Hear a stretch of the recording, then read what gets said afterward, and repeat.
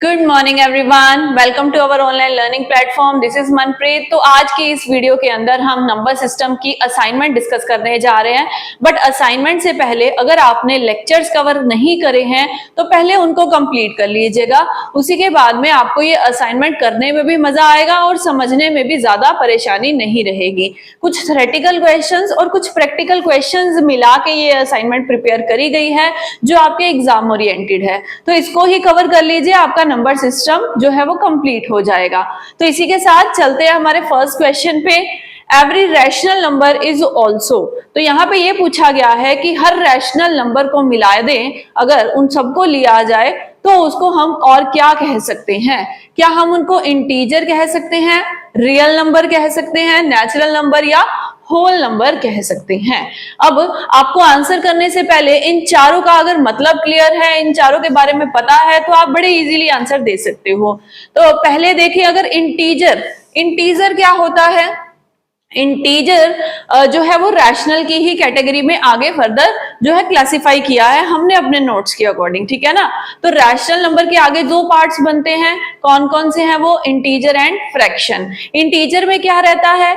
हर number जो plus में है, जो माइनस में, यानी कि अगर हम बोले कि positive and negative number also including zero, तो वो इंटीजर्स की कैटेगरी में आता है, ठीक है।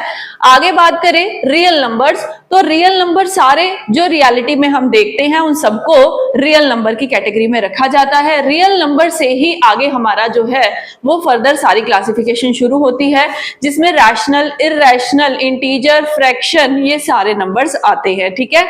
तो उसके आगे अगर बात करें नेचुरल नंबर्स की, तो नेचुरल नंबर कौन से होते हैं? इसको मैंने बताया था, जो नेचर की तरफ से हम मान के चलते हैं, हमें दिए जाते हैं, जैसे कि 1 2 3 4 5 6 एज इट इज ये चलते जा रहे हैं। और ये 1 से लेके 9 तक जो नंबर, जो डिजिट्स आप देखते हैं, उनको ही फर्दर आगे जोड़ जोड़ के 2 डिजिट या 3 डिजिट नंबर बनते हैं, है ना। तो वो होते हैं सारे natural number. Natural number start कहाँ से होते हैं? 1 से स्टार्ट होते हैं, सो ऑन चलते जाते हैं। और आगे बात करें होल नंबर्स, होल नंबर कौन से होते हैं? 1 2 3 4 तो है ही है, बट होल नंबर में एक नया नंबर ऐड कर दिया गया, एक नया डिजिट ऐड कर दिया गया, दैट इज जीरो। तो जब हम काउंटिंग जीरो से स्टार्ट करेंगे, 0 1 2 3 4 एंड सो ऑन चलती जाएगी, उसको हम बोलेंगे होल नंबर, ठीक है। तो ये चारों मैंने आपको बता दिए। अभी फिर से वही क्वेश्चन के ऊपर आते हैं। रैशनल नंबर को और क्या कहा जा सकता है? सारे के सारे रैशनल नंबर कौन सी कैटेगरी में आते हैं? सो यहाँ आपका राइट आंसर रहेगा option B, real number. Real number की ही कैटेगरी है आगे रैशनल और इररैशनल। तो उन्होंने पूछा कि सारे रैशनल नंबर किसमें रखे जाएंगे, सो हमारा आंसर होगा रियल नंबर यहाँ पे, ठीक है। सो आंसर आपने मार्क कर लिया होगा। आपकी जो भी लैंग्वेज है, पंजाबी है, हिंदी है, वो यहाँ पे आपको शो हो रही है, आप उसके अकॉर्डिंग अपना आंसर देख सकते हैं, ठीक। तो चलिए आगे चले हमारे सेकंड क्वेश्चन के ऊपर। सो ये सेकंड क्वेश्चन क्या कह रहा है आपसे? √2 इज एन या इज ए। तो आपको ये पूछा गया कि अगर रूट के अंदर आपको 2 दिखे तो उसको हम किस कैटेगरी में रखेंगे, उसको क्या बोल सकते हैं? क्या उसको हम रैशनल नंबर बोल सकते हैं, क्या हम उसको नेचुरल नंबर बोल सकते हैं, इररैशनल नंबर या इंटीजर बोल सकते हैं? तो आपको ये फाइंड आउट करना है। तो देखिए, आपको मैंने क्लास में बताया था कि √2 जो अगर आपको इस फॉर्म में नंबर मिल जाए तो आप क्या कहेंगे उस नंबर को? तो वो नॉन परफेक्ट हो गया, नॉन परफेक्ट स्क्वायर की कैटेगरी में आ रहा है। तो उसके लिए यहाँ पे ऑप्शन कौन सी अवेलेबल है? Option C, irrational number. तो ये आ गया हमारा इररैशनल नंबर, ऑप्शन सी, ठीक है। सेकंड क्वेश्चन का आपने आंसर मार्क कर लिया। अभी मूव करते हैं हमारे थर्ड क्वेश्चन के ऊपर। यहाँ पे एक क्वेश्चन मैंने आपको ये डिटेल में बताया था, उसी से रिलेटेड देखिए एमसीक्यू का क्वेश्चन बन गया। Is pi a rational number? क्या पाई एक रैशनल नंबर है? यस और नो में आपको आंसर करना है। तो वहां मैंने डिटेल में एक्सप्लेन किया था कि अगर पाई आ जाए, पाए, और दूसरी तरफ 22/7, तो अगर आप नंबर्स की बात कर रहे हैं तो हम अप्रॉक्स करके 22/7 ले लेते हैं, बट पाए को हम कंसीडर किस कैटेगरी में करते हैं? इररैशनल नंबर्स की कैटेगरी में करते हैं। मैंने आपको ये वहां पे लेक्चर्स के टाइम में बताया था। तो पाए क्या है? पाए एक इररैशनल नंबर है, ठीक है। तो यहाँ पे क्वेश्चन की डिमांड क्या थी? क्या पाए रैशनल नंबर है? सो हमारा आंसर होगा ऑप्शन बी, नहीं, no, it is not an rational number, it is an irrational number. So हमारा आंसर यहाँ डिटेल में आपके पास है। तो आपका ये आंसर भी हो गया। अभी चलते हैं हमारे नेक्स्ट क्वेश्चन पे। ये क्वेश्चन हमसे क्या कहता है, if n-1 is an odd number find two other odd number nearest to it. यहाँ पे ना वर्ड नियरेस्ट लिख दिया गया, नियरेस्ट टू इट, ठीक है। सो आपको ये पूछा गया कि अगर आपको दिया जाए कि n-1 जो है वो एक ऑड नंबर है, तो हमें बताइए कि उसके नियर अबाउट आने वाले जो नंबर्स हैं इनमें से कौन सी ऑप्शन उसको सेटिस्फाई कर रही है, ठीक है। ये क्वेश्चन ना आपको सिर्फ और सिर्फ नंबर्स बना के आंसर करने के लिए दिया जाता है। कैसे? आपको ये बोला गया ना कि n-1 एक ओड नंबर है, आप कोई भी नंबर ले सकते हो, कोई भी नंबर लो जिनको n की जगह पे रखा जाएगा, उसमें से 1 माइनस करेंगे तो एक ओड नंबर बनना चाहिए। सो मैं ये मान लेती हूं कि जो मेरी n की वैल्यू, आप कुछ भी ले सकते हो, मैंने 4 ले लिया, राइट, तो मैंने 4 ले लिया यहाँ पे n की जगह पे। तो यहाँ तो बोला था 4-1 यानी कि n-1 करेंगे तो हमारा ऑड नंबर होना चाहिए। सो हमारे अकॉर्डिंग, हमारे एग्जाम्पल के अकॉर्डिंग हमारी जो है वो आंसर क्या बना है, 3 बन गया, वो ऑड नंबर। अभी आपको क्या करना है, 1 बाय 1 सारी ऑप्शन जो है चेक करनी है कि क्या इनमें n की वैल्यू को 4 रखने पे, n की वैल्यू को 4 रखने पे क्या ये, सबसे पहली बात तो ये इसके नियरेस्ट नंबर बनते हैं, 3 के नियरेस्ट नंबर बनते हैं, ये आपको बस चेक करना है। अब तो अगर मैंने पहली ऑप्शन में रखा तो n की वैल्यू तो 4 आ गई। अब ये भी कंडीशन याद रखना कि ऑड नंबर बनना चाहिए, यहाँ तो n ही मेरा 4 हो गया, तो यहीं से ही पता चल गया कि पहली ऑप्शन और दूसरी ऑप्शन में भी n है, ये दोनों रॉन्ग ही होंगी। थर्ड ऑप्शन पे चलते हैं, n-3। अभी n-3 का मतलब क्या है, n हमने रखा था 4, तो 4-3, तो यहां से 4-3 करा तो मेरे पास पहला मेरा आंसर बन गया 1, ऑड नंबर है 1, तो पहली ऑप्शन तो सेटिस्फाई कर रही है। दूसरी देखिए n+1 यानी कि 4+1, तो 4+1 किया इस ऑप्शन के अकॉर्डिंग तो 5 बन गया। तो 1 और 5 आ रहे हैं, दोनों ऑड नंबर हैं और दोनों 3 के नियर अबाउट भी हैं। अभी हम फोर्थ ऑप्शन भी देख लेते हैं, वरना थर्ड ही हमारा आंसर रहेगा।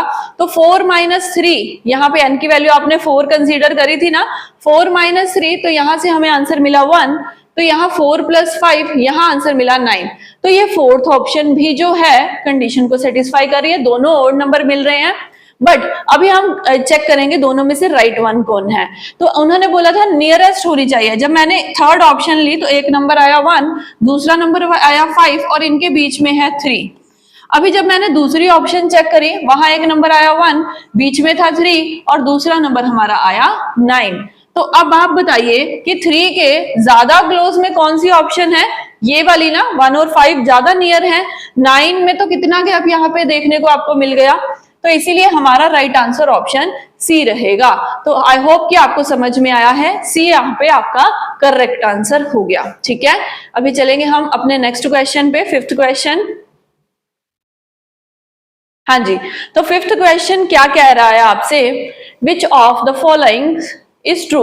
तो आपको 4 ऑप्शन दी गई हैं, इनमें से आपको चेक करना है कि कौन सी स्टेटमेंट जो है वो ट्रू है इनमें से। तो पहली ऑप्शन कहती है कि 1.27 इज एन इर्रेशनल नंबर।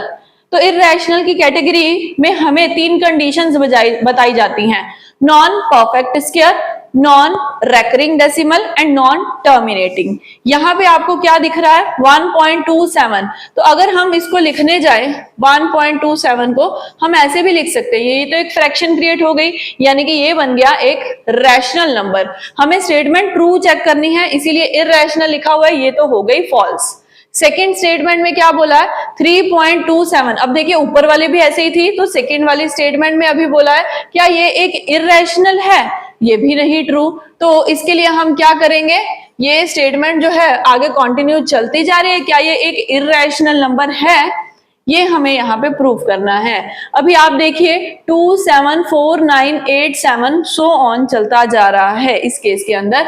अगली ऑप्शन क्या है, 0 इज एन इर्रेशनल नंबर। क्या 0 एक इर्रेशनल नंबर है, 0/1 लग गया तो ये एक रैशनल नंबर बन सकता है, इसीलिए ये तो क्या है, गलत है। इसके आगे चले तो pi is a rational number, क्या पाई एक रैशनल नंबर होता है? पाई तो इररेशनल होता है, ये हमने अभी डिस्कस किया। अभी आप देखेंगे कि 3 ऑप्शन तो कैंसिल हो गई, हमारे पास बी ऑप्शन ही बची है।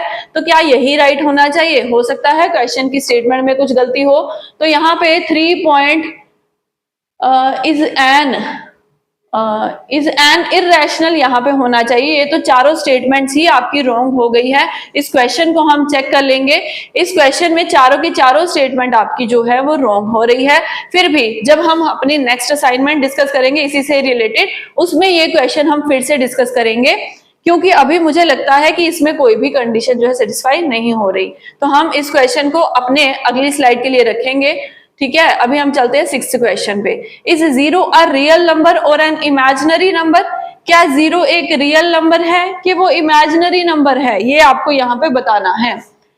ठीक है, तो यहाँ पे आपको जो ऑप्शंस दी गई है उसके अकॉर्डिंग क्या है? पहली ऑप्शन यस है, दूसरी नो है, तीसरी can't be determined, fourth one है इन्फिनिटी। तो अभी आप ये बताइए, क्या 0 एक रियल नंबर है? यस, 0 एक रियल नंबर है। तो ऑप्शंस के अकॉर्डिंग तो उन्होंने ये पूछा yes no can't be determined, तो दोनों तो कंडीशन साथ में लगा दी। हमें ये पता है कि 0 जो है वो एक रियल नंबर है, रियल की कैटेगरी में आगे चलता जाता है। इमेजिनरी नंबर्स तो हम चैप्टर में ही नहीं कंसीडर करें, हमने पढ़ लिया था इमेजिनरी नंबर वो होते हैं जो अंडर रूट में माइनस के साथ रहते हैं, है ना। तो 0 तो एक रियल नंबर है, बट यहाँ दोनों पूछे हैं, रियल के इमेजिनरी। सो हमें यहाँ पे आंसर करना होगा कांट बी डिटरमाइंड। अगर वो ये कह देता इज 0 अ रियल नंबर, तो यस और नो में आंसर बनता ना। ऑप्शन के अकॉर्डिंग उन्होंने कांट बी डिटरमाइंड आपको कंफ्यूज करने के लिए वो भी ऐड कर दिया, जो कि यहाँ पे आपका करेक्ट आंसर रहेगा। इसका आप आंसर जो है कांट बी डिटरमाइंड चेक करेंगे। ठीक है, तो चलिए आगे चले। 7th question, which of the following is always odd? अभी यहाँ पे ना आपसे पूछा जा रहा है इनमें से कौन सी जो है स्टेटमेंट अगर वो हम चेक करें वो हमेशा ओड ही निकलेगी। सो कैसे पता करेंगे? सम ऑफ 2 ऑड नंबर्स, अगर आप 2 ओड नंबर्स लेके उनको प्लस कर दें तो क्या वो हमेशा ओड बनेगा, ये आपको चेक करना है। समझ रहे हो? इज ऑलवेज ओड मतलब इनमें से जो ऑपरेशन आपको फॉलो करना है उसको करने के बाद क्या आपका रिजल्ट जो है ओड नंबर में ही बनता है, ये चेक करना है। स्टेटमेंट को थोड़ा कंफ्यूज कर दिया है, आप ध्यान से पढ़िएगा तो समझ में आएगा। तो हम क्या करते हैं, 2 ओड नंबर्स लेते हैं, उनको प्लस करके देखते हैं। तो छोटे से छोटा नंबर आप ले सकते हो। तो पहला नंबर मैंने 1 ले लिया, दूसरा नंबर मैंने 3 ले लिया। अभी अगर इन दोनों को मैं प्लस करूं तो मेरे पास एक इवन नंबर बनता है, दैट इज 4। तो ये तो इस कंडीशन को सेटिस्फाई नहीं कर रहा है। एक और नंबर ले लो, बड़ा नंबर ले लो। एक मैंने ले लिया 7, एक मैंने ले लिया 9, बीच में सम करना था तो इन दोनों का प्लस भी क्या निकला, एक इवन नंबर निकला। तो पहली स्टेटमेंट गलत हो गई। दूसरी स्टेटमेंट क्या है, डिफरेंस ऑफ 2 ऑड नंबर्स। अभी आप 2 ऑड नंबर्स का डिफरेंस लीजिए, इन दोनों का ही ले लें। तो पहले में 3 - 1 किया तो मेरे पास इवन नंबर निकला, पहली वाली ये कह रही है। दूसरी अगर मैं फर्दर एक और एग्जांपल लूं, 9 - 7 किया तो भी 2 निकला। यानी कि अगर 2 ओड नंबर्स को प्लस किया जाए या उन दोनों ओड नंबर्स को माइनस किया जाए, आपका आंसर हमेशा इवन नंबर ही निकलेगा। तो ये दोनों स्टेटमेंट फॉल्स हो गई। अभी तीसरी प्रोडक्ट की बात करती है, तो चलिए इन दोनों को एग्जांपल कोई ले ले। अभी मल्टीप्लाई में चेक करते हैं। पहला ओड नंबर मैंने 1 लिया, दोनों ओड नंबर्स लेने हैं। दूसरा ओड नंबर मैंने 3 लिया, दोनों को जब मल्टीप्लाई करा तो एक ओड नंबर बन के आ रहा है, राइट है। अभी आगे फर्दर करें तो 7 × 9 करें तो 7 9 हमारे पास फिर से एक ओड नंबर बन रहा है 63। कुछ और लेना चाहे आप वो भी ले सकते हैं। जैसे कि अब मैं ले लेती हूँ 5 × 7 तो मेरे पास 35 आया। फर्दर एक और बड़ा नंबर लेते हैं। तो पहला नंबर मैंने 15 ले लिया और दूसरा नंबर मैं 7 ले लेती हूँ। चलो इसको चेक करके देखते हैं। तो 7 × 5 = 35, 7 × 1 = 7 + 3 = 10। तो फिर से मेरा ऑड नंबर बना। यानी कि ये इस कंडीशन को सेटिस्फाई कर रहा है कि जब हम 2 ऑड नंबर्स को प्रोडक्ट करते हैं सो हमारा आंसर भी क्या रहता है, उस केस में प्रोडक्ट ही रहता है, मतलब सॉरी ऑड नंबर ही रहता है। सो यहाँ पे हमें क्या पता चला कि ऑप्शन सी हमारा करेक्ट आंसर है। इसको क्लियर करने के लिए मैं फिर से फर्दर मार्क कर देती हूँ। Option C product of 2 odd numbers हमेशा एक ऑड नंबर ही देगा, ये कंडीशन सेटिस्फाई करता है। ठीक है, आगे चले हमारे नेक्स्ट क्वेश्चन पे। 8th question, which of the following is divisible by 11? तो आपको 4 नंबर दिए गए हैं, इनमें से कौन सा नंबर 11 के साथ जो है वो परफेक्टली डिवाइड हो जाता है। क्या करेंगे, 11 का डिविजिबिलिटी रूल क्या कहता है, हमें हर ऑल्टरनेट पोजीशंस वालों को ऐड कर लो, तो मैंने इनको मार्क कर दिया है। तो 2 + 6 8, 8 + 4 12, 12 + 3 15 आ गया। अभी रिमेनिंग नंबर कर लेते हैं, 8 + 5 13, 13 + 1 14। तो इनमें से मैंने माइनस किया तो मेरे पास जो डिफरेंस निकल के आता है वो 1 निकल के आता है। डिफरेंस क्या होना चाहिए, 11 का डिविजिबिलिटी रूल क्या कहता है, ओड और इवन के नंबर्स को प्लस करके उनको आपस में माइनस कर दीजिए, जो डिफरेंस आएगा वो 11 से कटना चाहिए। क्या ये 11 से कट रहा है, बिल्कुल भी नहीं कट रहा, तो इसीलिए पहली ऑप्शन तो रॉन्ग है। दूसरी चेक करें तो 2 + 6 8, 8 + 4 12, 12 + 3 हमारा हो गया 15। नेक्स्ट 8 + 5 13, 13 + 2 हमारा हो गया 13 + 2 हमारा 15 हो गया। ठीक है, फिर से देख लीजिए, 8 + 5 13, 13 + 2 15, तो 15 में से 15 गए तो हमारे पास डिफरेंस आया 0। 11 का डिविजिबिलिटी रूल दो चीजें कहता है, माइनस का जो डिफरेंस आएगा आपके पास वो या तो 11 का मल्टीपल होना चाहिए या वो डिफरेंस ही 0 होना चाहिए। ठीक है, सो ये उस कंडीशन को सेटिस्फाई कर रहा है। हम फर्दर कोई और ऑप्शन चेक कर लेते हैं, तो ये वाली 2 + 4 6, 6 + 2 6 + 2 8, 8 + 0 8, तो यहां से 8 आया। 9 + 3 12, 12 + 1 13, तो यहां से जो आपका आंसर आ रहा है माइनस में जा रहा है, बट माइनस में भी 5 आ रहा है, इसीलिए ये भी नहीं है। लास्ट चेक करें तो 2 + 4 6, 6 + 8 हमारा 14, 14 + 2 16, माइनस 3 + 7 10, 10 + 9 19, तो यहां से भी वैल्यू नेगेटिव में जा रही है और 3 आ रही है जो कि 11 पे नहीं कटता, तो only and only B satisfied the divisibility rule of 11, so B यहाँ पे हमारा करेक्ट आंसर होगा।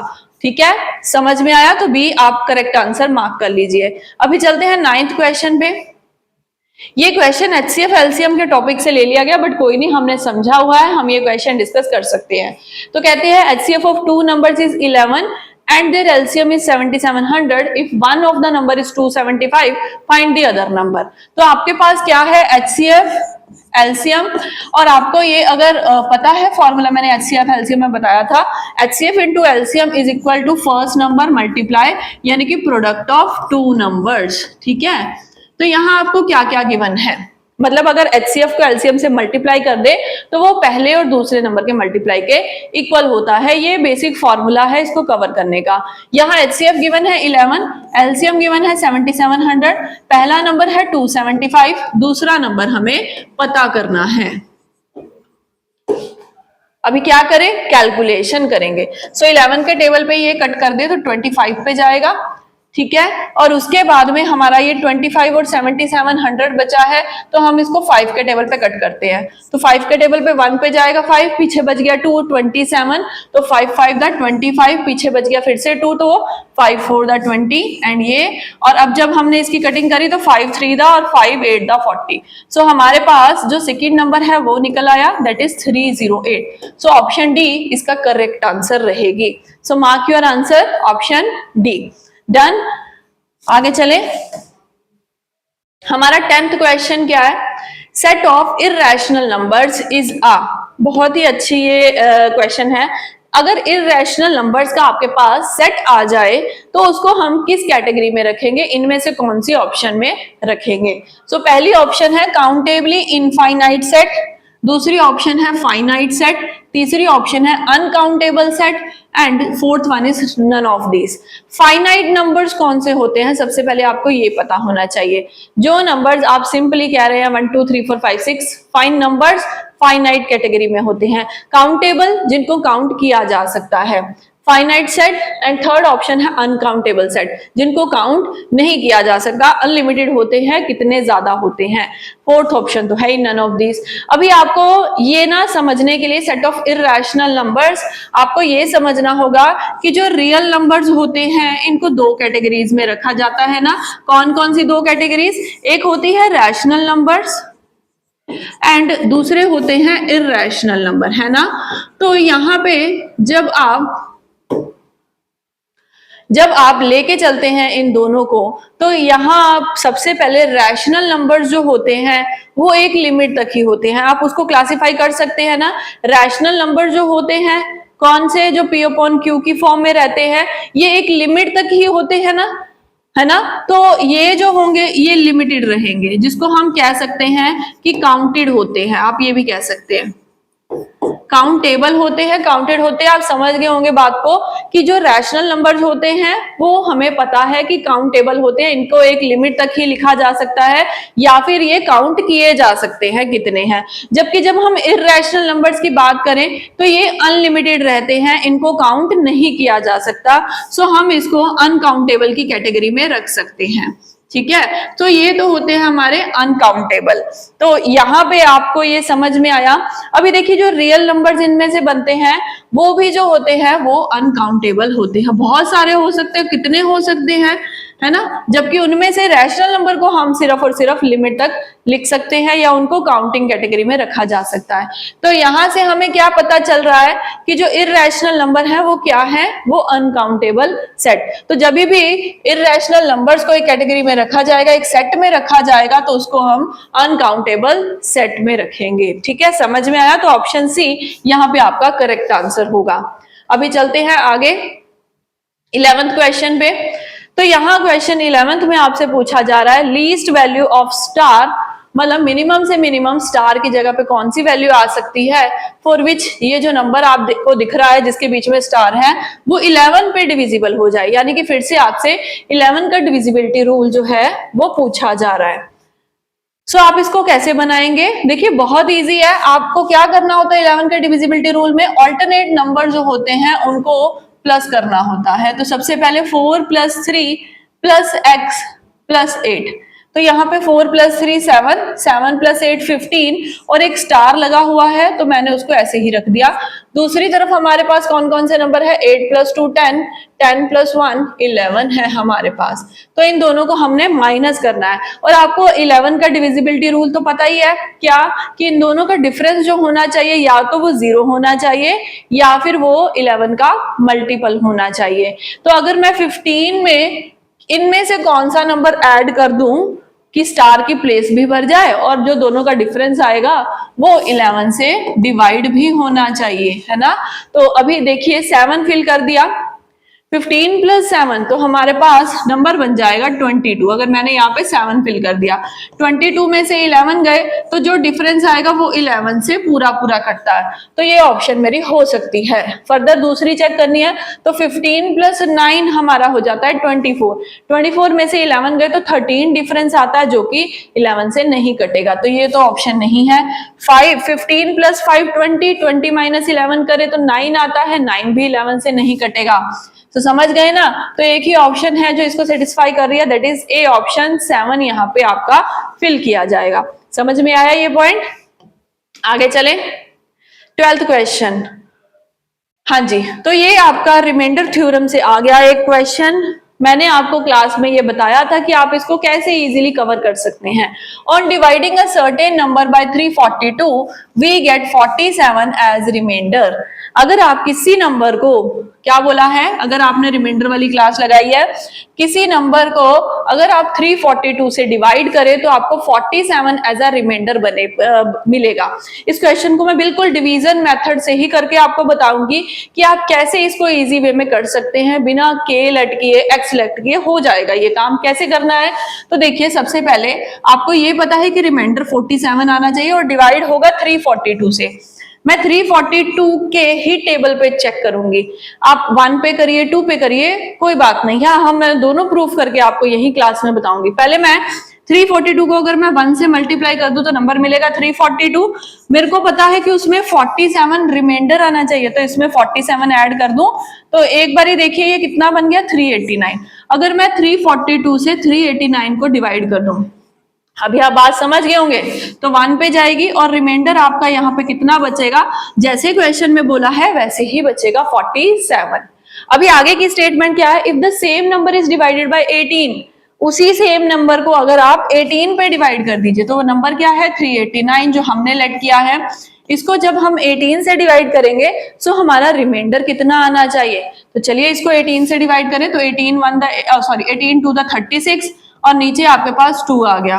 तो अगला नंबर 18 1 द 18 और आपके पास जो रिमाइंडर आएगा वो कितना आएगा 11 आएगा। तो मेरे पास ऑप्शन सी आ रही है 11, बट इसको हम फिर किसी से भी आप जो है वो चेक कर सकते हो। ये तो हमने 1 पे कर दिया, कोई बोले कि ये 1 पे तो जा नहीं रहा, तो चलिए इसको फिर से फर्दर हम डिवाइड कर लेते हैं। अगर यहाँ पे पेन चल रहा है, हम यहीं पे ही काम करेंगे अब। चलिए तो अभी मैं आपको क्लियर करने के लिए आपका पॉइंट कि ये सिर्फ 1 पे ही नहीं बाकी पे करोगे तो भी यही होगा। तो अभी इसके लिए 342 को हम 6 का मल्टीपल करके सॉल्व करने की कोशिश करते हैं। तो 342 को अगर हम 6 से मल्टीप्लाई करें तो एक नंबर बनेगा, यानी कि ये 6 का डिविजिबल मैं चेक करूंगी अब। तो 6 2 द 12, 6 4 द 24, 25, 6 3 द 18। मेरे पास एक नंबर आया 2052। इसमें 47 हम ऐड कर दें तो ऐड करने के बाद आपको जो नंबर बनेगा वो 2099 बनेगा। तो 2099 नंबर मैंने लेट कर लिया कि वो बीच में होगा, और जब इसको 342 पे डिवाइड किया जाएगा ये 6 पे जाएगा और जो नंबर मेरा बनेगा वो बनेगा 2052। ठीक है, और मुझे पता है मेरा रिमाइंडर इस केस में 47 है जैसे क्वेश्चन की रिक्वायरमेंट है। मैं 6 के ऊपर चेक किया, नंबर मैंने फॉर्म कर लिया खुद का। अब इसी नंबर को जब मैं 18 से डिवाइड करने जा रही हूं तो मुझे चेक करना है क्या रिमाइंडर 11 ही आता है। प्रूफ करके बता रही हूं मैं आपको। तो 18 1 द 18, पीछे रिमाइंडर आपका 229, तो 18 1 द 18, फिर से पीछे रिमाइंडर आपका 119 उतार लिया साथ में। अभी इसको फर्दर चेक करेंगे तो 18 को अगर हम 6 के ऊपर चेक करें तो 108 चला जाएगा। तो 18 को 6 पे चेक किया तो हमारे पास 108 आया। अभी फिर से रिमाइंडर कितना आया आपका 11 आया ना, यहां भी 11 आ रहा था आपका। प्रूफ हो गया। सो ये सबसे इजी मेथड है इसको करने का, इस टाइप के क्वेश्चन को करने का। हमारा रिमाइंडर दोनों केस में कितना आया 11, सो 11 ही यहाँ पे हमारा करेक्ट आंसर है। समझ में आया, इजी लगा ये मेथड। इस टाइप के क्वेश्चन को आप ऐसे बनाइएगा, चाहे 1 पे करो, चाहे 2 पे करो, चाहे 3 पे करो, आपका आंसर एज इट इज वही रहेगा। क्वेश्चन बना ही इस तरीके से है। ठीक है, तो समझ में आया। तो चलिए फिर आगे एक और क्वेश्चन देखें हमारा 13th question, unit digit in the product of. सबसे पहली नंबर सिस्टम में जो मैंने आपकी क्लास ली थी वो यूनिट डिजिट के ऊपर ही थी, है ना। तो यूनिट डिजिट का ये कंसेप्ट है आपके पास। क्या पूछा है यहाँ पे, अगर आपके पास ये नंबर्स है और उनकी पावर में कुछ लिखा है तो यूनिट प्लेस पे कौन सा नंबर आना चाहिए। कैसे करेंगे, हमें सिर्फ और सिर्फ लेनी है इनकी पावर और उसको किससे डिवाइड करना है 4 से। Why 4? बिकॉज हर 4 के बाद जो है साइकिल रिपीट होता है, मैंने आपको लेक्चर में अच्छे से समझाया था। तो 4 3 द 12 एंड नीचे रिमाइंडर 33 और 4 8 द 32। ये मैं आपको इसीलिए बता रही हूँ ताकि आपको कंसेप्ट अच्छे से क्लियर हो। चैप्टर जो है थोड़ा सा डिफिकल्ट रहता है स्टूडेंट्स के लिए, समझने में थोड़ा डिफिकल्ट रहता है। जब कंसेप्ट अच्छे से क्लियर हो जाते हैं तो आपको ये मास्टरी में मिलेगा आपका ये चैप्टर। ठीक है ना। तो अभी हमें रिमाइंडर मिला है 1, यानी कि अगर मेरे पास ये नंबर है मुझे पूरा नंबर लेने की भी जरूरत नहीं है, मुझे सिर्फ और सिर्फ इसका यूनिट डिजिट और उसका जो है जितना रिमाइंडर बच गया उसके साथ ही इसको सॉल्व करना है। तो मेरे पास पहले केस में बच गया 7 की पावर 1, दूसरे केस में करें तो मेरे पास 72 है। अभी देखिए उस क्लास में ना मैंने आपको ये बताया था कि अगर वो पूरा पूरा डिवाइड हो जाए तो आप 1 ले लीजिएगा, उसको मैंने करेक्ट करवा दिया था वहीं पे। आपने क्या करना है, उससे छोटा नंबर ही लेना है। जैसे 72 4 के टेबल पे डिवाइड होता है, बट हम डिवाइड नहीं करेंगे, हम उससे छोटा नंबर ही लेंगे। तो अगर इससे छोटा नंबर हम लेके चले तो 4 के टेबल पे 1 पे जाएगा और पीछे 32 बच रहा है, हमने 32 नहीं लेना, 4 7 द 28 ही लेना है। रिमाइंडर कितना बचा, 4 बचाना ही बचाना है, मतलब रिमाइंडर बचाना ही बचाना है आपको। तो यहाँ रिमाइंडर 4 आ गया और यहाँ पे यूनिट प्लेस पे है 1, तो 1 की पावर बन गई 4। अब ये यूनिट डिजिट का ही आंसर आपको देगा। तो 7 को 1 टाइम सॉल्व करेंगे तो 7, 1 को 4 टाइम करेंगे तो 1 ही रहेगा। सो आपकी यूनिट प्लेस पे आने वाला डिजिट हमें नहीं पता पूरे को सॉल्व करके कितना आएगा, यूनिट प्लेस पे 7 आएगा, ये हमें पता चल गया, जो कि ऑप्शन डी में आप देख पा रहे हैं। ठीक है, सो डी यहाँ पे आपका करेक्ट आंसर है। ओके यस, तो चलिए नेक्स्ट क्वेश्चन पे चलें। 14th क्वेश्चन यहाँ पे क्या है, remainder obtained when is divided by 5 is, मतलब ये कह रहे हैं कि अगर 2 की पावर 31 है और मुझे इसको 5 से डिवाइड करना है तो रिमाइंडर कितना निकलेगा। अगर 2 की पावर 31 है तो इसका मतलब क्या है, 2 को पहले 31 टाइम्स आप सॉल्व करिए, नंबर निकालिए, उसको 5 से डिवाइड करिए, रिमाइंडर चेक करिए। क्या इतना टाइम है हमारा एग्जाम में? बिल्कुल नहीं है। सो आपको क्या करना है, इसके ऊपर भी वही पॉइंट लगाना है। 31 को हम डिवाइड करेंगे 4 के साथ, तो 4 7 28, रिमाइंडर कितना आ गया आपके पास, सॉरी 3 आ गया, 3, रिमाइंडर 3 आ गया। तो यहां पे मेरे पास पॉइंट क्या था, 2 की पावर 3। अब इसको हमें डिवाइड करना है 5 के साथ और हमें हमारा रिमाइंडर फाइंड आउट करना है। तो 2 की पावर मेरे पास बच गई है अब 3, तो 3 यानी कि 2 को 3 टाइम सॉल्व किया तो 2 टू द 4, 4 टू द 8 आ गया। अभी 8 को हमें 5 से डिवाइड करना है, तो हमारे पास जो रिमाइंडर बचेगा वो हमें आंसर में बता देना है। सिर्फ और सिर्फ उन्होंने ये पूछा है ना, तो 8 को 5 से डिवाइड करा तो आपका रिमाइंडर कितना आता है, तो हमारा जो नीचे रिमाइंडर आएगा वो आएगा 3। तो 3 हमें यहाँ पे रिमाइंडर मिला जो कि ऑप्शन बी में पड़ा है। ठीक है, यहाँ पे ना मैंने क्या किया, आप कहेंगे कि ये तो पूरा सॉल्व ही नहीं हुआ, ये तो यूनिट प्लेस पे बता दिया। हमें रिमाइंडर ही चेक करना है सिर्फ और सिर्फ। ध्यान से सुनिए इस बात को। आप देखिए, जो भी आपका नंबर बनेगा ना, इसको सॉल्व करने पे जो भी नंबर बनेगा उसके लास्ट में क्या आएगा, लास्ट में 8 आएगा, यूनिट प्लेस पे 8 आएगा। और जब आप वो नंबर बनाते हैं, अगर उस नंबर को आप सपोज कीजिए आपके पास वो नंबर बन के आता 5008, सपोज कीजिए लास्ट में आपको पता चल गया कि 8 आया, लेट किया है हमने, तो मेरा जो आंसर है वो 5 से पूरा पूरा तो कट रहा है, बट एंड में जो 8 है वही तो रिमाइंडर देके जा रहा है ना मुझे।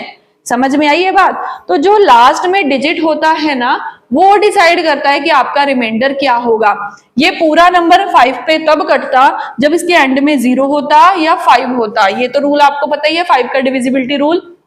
अब यहाँ पे मुझे एंड में यूनिट प्लेस पे मुझे पता चल गया 8 है, तो मैंने सिर्फ और सिर्फ यूनिट प्लेस पे डिवाइड करके चेक कर दिया कि एंड में 3 तो हमेशा बचेगा ही बचेगा। समझ में आया? इसीलिए 3 यहाँ पे आपका करेक्ट आंसर होगा। चलिए अभी हम मूव करें हमारे 15th क्वेश्चन पे। Difference between the place value and the face value. जी, आपकी जो नंबर सिस्टम की क्लास थी उसमें जो लास्ट मैंने पॉइंट कवर किया था वो प्लेस वैल्यू और फेस वैल्यू के ऊपर था। कई टीचर्स ऐसे करते हैं कि शुरुआत में प्लेस वैल्यू फेस वैल्यू बताते हैं। ये छोटा सा टॉपिक है जो आप बड़े इजीली समझ सकते हो, क्योंकि आप इतने इंटेलिजेंट तो हो मेरे अकॉर्डिंग कि ये पॉइंट अगर मैं आपको लास्ट में भी कवर करवाती आप समझ जाते बड़े इजीली, और आप समझ भी गए होंगे। तो यहाँ उन्होंने क्या पूछा था कि डिफरेंस बताना है between the place value and the face value of 6 in the numeral. तो इस न्यूमरल के अंदर प्लेस वैल्यू और फेस वैल्यू का डिफरेंस बताना है। तो प्लेस वैल्यू क्या होती है, जिस प्लेस पे वो नंबर है। अभी ये देखिए 1s, 10s, 100, 1000, तो 6 यहाँ पे 1000 प्लेस पे है, इसको बोलते हैं प्लेस वैल्यू। फेस वैल्यू क्या होती है, जो दिख रहा है वही उसकी फेस वैल्यू है। 6 की फेस वैल्यू ऐसे बनेगी, 5 की फेस वैल्यू ऐसे ही बनेगी। तो हमें इन दोनों का डिफरेंस निकालना है, तो फेस वैल्यू 6 की 6 ही रहेगी। अभी हम दोनों को माइनस कर देंगे, सो हमारा राइट आंसर बनेगा 5994। तो बस इतना सा ये पार्ट था। सी ऑप्शन यहाँ पे आपका करेक्ट आंसर है। इसी के साथ हमने फर्स्ट 15 क्वेश्चन जो है वो असाइनमेंट में डिस्कस कर लिए। आगे के फर्दर क्वेश्चन हम नेक्स्ट जो है हमारी वीडियो के अंदर कवर करेंगे। ठीक है, तब तक इन क्वेश्चंस को एक बार रिवाइज कर लीजिएगा, और एक क्वेश्चन जो है हमारा डाउट में है वो हम नेक्स्ट वीडियो में कवर करेंगे। Okay class, thank you.